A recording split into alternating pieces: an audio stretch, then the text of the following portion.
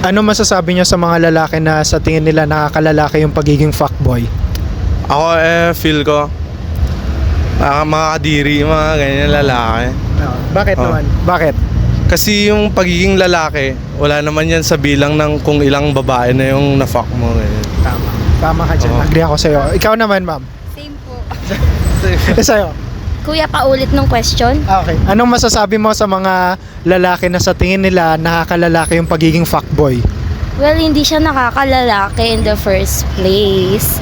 Kasi kung fuckboy ka, i-relate na natin to. Baka grabe ang exposure sa HIV, guys. Which is so dangerous. Yun lang. Okay. Ayoko na. Rinig nyo naman, be aware, di ba? Pangit yun, yung pagiging fuckboy. Alam nyo na yan, guys. Oo. So, ano ang masasabi nyo naman sa mga lalaki na may fragile masculinity? Para sa akin, siguro nagro-roots yun sa pagiging mahina nila nung bata sila. Like, nabubuli sila, ganyan. Okay, okay. Pero, para sa akin, dangerous yung merong fragile masculinity kasi you'll never experience true love kapag hindi ka nagiging vulnerable. Oo, grabe. Totoo yun. Ay, mabavouch ka to. Tama ka dyan. Agree. Oo. So, ano yung mga ganun naman? Common red flags sa mga lalaki lately dito sa society natin? Common red flags is yung yung hindi nila alam kung ano yung micro-cheating sa hindi cheating. Oh, shish. Like yung sa tingin nila hindi siya micro-cheating pero micro-cheating talaga yung di nila nare-recognize. Okay, magbigay ka naman ng example ng micro-cheating. Ano yung mga top 10 or basta yung very common na micro-cheating? Like yung like yung sa tingin nila kunwari may jowa na sila ganyan. Pero may kachat pa rin silang babae na sa tingin nila kaibigan lang. Pero alam naman na pinagseselosan ng jowa nila. Pero tinutuloy pa rin nilang kausapin kasi nga kaibigan nga lang. Ayun. Well explained talaga. So basically kapag micro-cheating is yung may somehow flirt, 'di ba? Hindi pala somehow. Flirt talaga. Yun, I love it. Okay. Sige. Thank you, man. Thank you. Sabi ko sa mga feeling fuckboy dyan, dapat ilabas nyo yung toyo yung kayo. Hindi yung pwede yung kayo dyan, magiging fuckboy lang kayo for clout. Kasi yung mga fuckboy ngayon, nagiging for clout lang sila for clout yung magiging fuckboy nila. Kaya dapat yung mga boys dyan, dapat maging totoo kayo sa sarili nyo, hindi yung yun lang. Kaya naman ma'am sir. Wala, wag nilang ipagmayabang yung pagiging fuckboy nila kasi hindi nila ikakapogi yun. Dapat ilabas nila kung sino sila Yun lang. Kim, go! Alam ko, madami ka masasabi. Ano ba yung question? Yun nga, for mga fuckboys na Anong masasabi mo sa Fuckboys mga sa mga akala nila nakakalalaki yung pagiging fuckboy? Both genders. For me kasi, peer pressure lang din naman yun. Diba? Pwede, diba? No, peer pressure kasi ate ko, pwede kanyang ipagmayabang kasi naget ka na niya. Like that. Ayun, yun naman po is, huwag na lang pa-feeling pogi, parang gano'n, yung mayabang, basta yung mga gano'n, like that, yung mga attitude nila pagdating sa mga fuckboy. What are some red flags in our relationship? I can't relate. I can relate. syempre, yung pagiging cheater. Yung red flags Coming from you? Bakit naloko ka na ba? Hindi, siya yung nagloko. Yun lang, ako nagloko. Pero oh my God, Wait yung mga lang. nagiging Wait lang. So, galit ka sa cheater pero ikaw nagloloko? Yeah. Bye. Oh. So wait lang. So ikaw ba yung red flag na sinasabi mo? Ikaw ba yung red flag na sinasabi mo? red flag ako, pero ayoko ng cheater. Yun lang. Oh. Okay. She don't want to taste her own medicine. So, yun. Naman. Okay. Ako nga. In a relationship ako pero Ate ko. Sa babae. gago. Sorry. Red flag sa lalaki. Siyempre yun, pagiging cheater. Pero siyempre ako din yung nag-cheat. Pero yung cheater talaga, Dapat Ah. magpaka-loyal sila. Wait lang, ikaw rin yung nag-cheat? What do you mean na ikaw rin yung nag-cheat? Hindi naman na cheat yun. Pero nag-cheat ka din. Cheater. Oo. Sinong nauna? Ako. Tama na yun. So, wait lang, red flags pala kayo yung red flags. Pero ayaw namin magawa sa amin. Mali ka ng tinanong ko yan. Te, mali ka na yung tinanungan. Red flag kami. Paano ba yan? So, hindi mo... So, can't relate. Can't relate kami sa mga ganyan. Kaya red flag kami eh. Sorry. So, beware sa mga red flags na to. Sorry.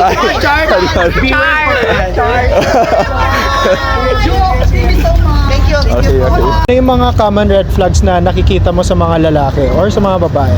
Or ikaw, sa experience mo, common red flags? Ano, sa akin kasi is, mahilig silang magsinungaling. Then, basta yun. Yan yung number 1 sa akin. Pero ikaw, hindi ka naman nagsisinungaling pagdating sa kanila. Nagsisinungaling, both na lang, yun lang. Okay. Ano naman masasabi mo sa mga lalaki na sa tingin nila kinakulang pagiging fuckboy? Sa mga iba kasi, sa tingin nila sa sarili lang, high pride nila sa sarili nila kasi fuckboy, ganito, ang daming babae, ganito, ganyan. Tapos, hindi ako nagagapan sa mga ganun. Okay. Guys, hindi nakakagwapo yun yung pagiging Ang fuckboy. seal, Masama hindi yan, talaga. oo.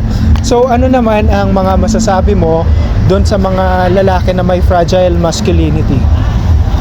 What? Pagdating sa fragile masculinity, yung mga weaknesses ng lalaki na idinadaan na lang nila sa other reasons na, basta, ganito ako, ganito, ganyan, bla bla bla. Like, Hindi ako na dadala minsan sa mga ganun kasi I think is parang kina-eme-eme lang nila yung sarili nila. kumbaga, wala silang masabi, no? Okay. And then, ano pa? Would you date an AFAM? Napa? AFAM? Apam? Oo. Never. Ay. Oh, guys, ayaw niya na AFAM. I never. Filipino. Filipino. Yun talaga, 100% proud Pinoy. Wala, hindi ako na. Hindi ako na sa Apam, promise. Hindi, Okay. talaga. Sige. Okay. Ano na ba? Hindi ako mahilig sa Apam. Ay, anong mas pipiliin mo? Broke guy na ano na ba? Pipiliin mo ba ang broke guy na adventurous or yung rich guy pero alam mo na, yung stagnant lang, yung boring? Sa akin, broke guy. Kasi mas masaya ang broke guy kasama, ganun. Kaysa sa mga rich na parang yung binibigay, mga gusto lang ng mga babae na bibigay nila agad, ganyan. Parang, I think is nakukuha nila agad, ganun sila. Okay. Kaya, gusto ko ng ganun. Okay, agree rin naman. So, naman. basically, I prefer mo yung mga, hindi naman sobrang poor like, Yeah. basta may adventure and lalo na yung sa mga ganun yung mga gusto ko. nagpupursige. True, yes. Guys, stay Yeah. true, okay? There's nothing wrong sa pagiging broke. Yun. see. Okay. Sige. Okay, thank you po. Thank you. Thank you. Okay, na merong fragile masculinity. Uy. Grabe naman. Fragile. Pating po ako. Hindi. Fragile masculinity. Well, for me naman, parang hindi naman kasi, sa akin naman, no, hindi naman kasi siya masyadong issue kapag hindi siya nagiging, hindi siya tinatapakan yung ibang tao, especially girls. Well, respect naman dun sa mga guys naman na marunong naman sa kung ano yung mga dapat at hindi dapat nila gawin. But personally, wala namang problema sa akin as long as hindi naman siya nakakasakit ng ibang tao. Okay, so next question. Meron pa Ano naman ang masabi niyo sa mga lalaki na akala nila nakakalalaki yung pagiging fuckboy nila?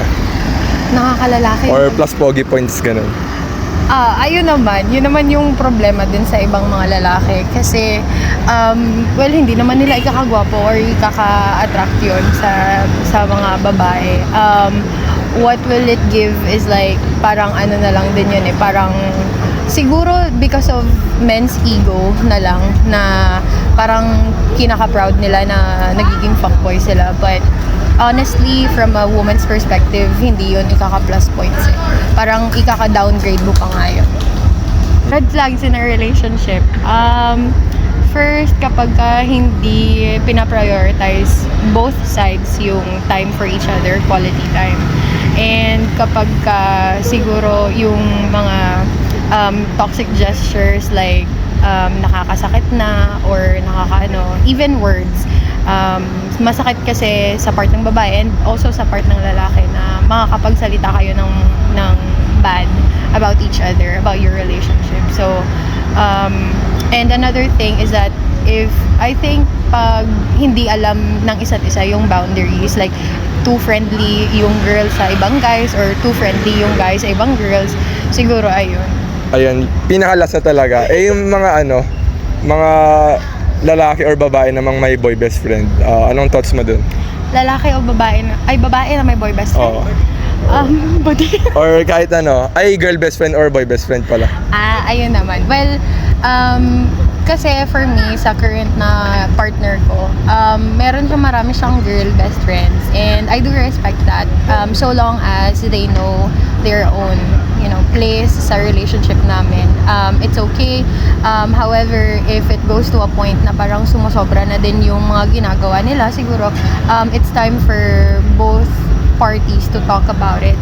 Kasi sa relationship naman, mas okay kapag ka-open yung communication nyo. Okay, true. Okay, so thank you po, Ma'am Jean. Thank you po. Thank you. Ano masasabi niyo sa mga tao na may fragile masculinity? Yung mga lalaki ngayon? For me,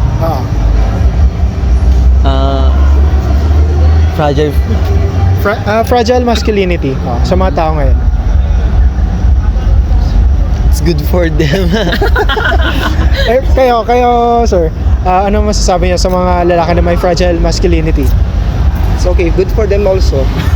Ano masabi Okay, sa'yo. And okay naman sa kanila, at least parang mas nagiging open sila sa di ba? Yun. And then, sa'yo. Ako kasi, di ba, as a man of psychology, of course, that's fragile masculinity kasi that's actually, parang the society view that as something being gay. Kasi nga, masculinity for the society means you should be masculine, you should be macho, and giving the image of being fragile, umiiyak kapag may problema ka, nagdadamit ka ng something pitis or something loose would actually not acceptable. For me naman, fragile masculinity should be open up, especially na ang pinakamataas na bilang ng merong mental illness ay ang mga lalaki. It is because they are not open to what they are actually meant to express. So technically, dahil nire-repress nila yung ganung problema, so nagkakaroon sila ng stress at problem. So dapat hindi itinotolerate yung fragile masculinity, but still we have to encourage that because that's not even fragile, that's actually being strong, di ba? Crying to other people, asking for help is not being fragile, you are actually being you. Ano naman masasabi niyo sa mga other boys na yung mga kabataan na iniisip nila cool ang pagiging fuckboy? Siyempre, ikaw to. Sa kanila kasi, nasasabi nilang kulang pagiging fuckboy kasi natotolerate sila ng friend nila, di ba? Kapag tinatanong sila, uy, fuckboy ka, gano'n, parang nafe-feel nila cool sila kasi marami nagsasabi, ganyan. Hindi ako fuckboy. Masasabi ko lang sa kanila, maging sila, insensitive din sila kasi maraming tao na ayaw ang ganun na ugali. Kasi naman. Sa akin, Fuckboy din. Hindi. Kung ano lang yung opinion mo sa mga taong ganon. Be sensitive to what other ano lang. Sige lang. Kinakabahan ako. Be sensitive to what other people look. And wag mong gawing biro yung pagiging fuckboy kasi hindi maganda tignan yun sa pagiging lalaki. Yun lang. Ayun nga, gaya ng sabi niya, di ba, be sensitive. Hindi porket, nagalaw ko si ito, na ko na yan. Hindi cool yung kinakalabasan nun, parang manyak ka lang talaga.